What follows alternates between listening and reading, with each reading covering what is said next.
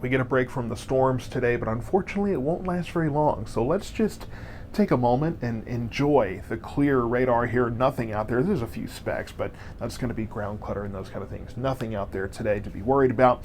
84, 85 degrees for your highs today. That's a little above that norm of 80 degrees. And then we're still above normal a little bit overnight, 3 or 4 degrees above that norm of 59 degrees there. So not half bad across our area. Now, unfortunately, quite normal is that medium high pollen count there.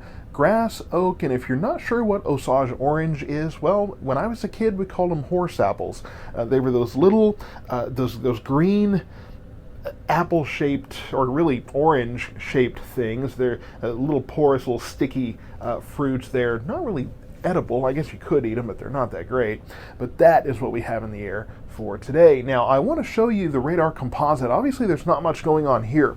Man, you look south of here, though, quite the complex moving through the deep south here in New Orleans into Mississippi. The heaviest stuff headed off into the Gulf of Mexico. A few severe thunderstorm warnings out there, but for our area, nothing, but that will change.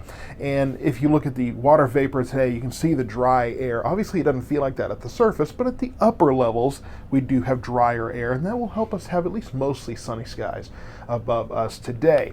Now, I want to flip around here and show you we have quite a bit of action going on in the Northeast Pacific here. You can see 1, 2, 3, 4 complexes, and not all of these will affect our area, but several of them will. And this first one here will bring us rain late Wednesday, looking like Wednesday evening right now. Of course, the timing on this always can change, but we do have just a marginal risk of severe weather. I love how we're just saying, oh, it's just a marginal risk, and usually we're going, okay, maybe something to think about, but hey, after what we've had recently, yeah, just a marginal risk. Really, it looks like we could have a couple of stronger storms with some gusty winds and small hail, but really that will probably be it. But as we go forward through the next few days, there might be some more severe weather chances to kind of pay attention to, but at the moment, we don't have a lot to be concerned about, so we'll bring that all together in the forecast here.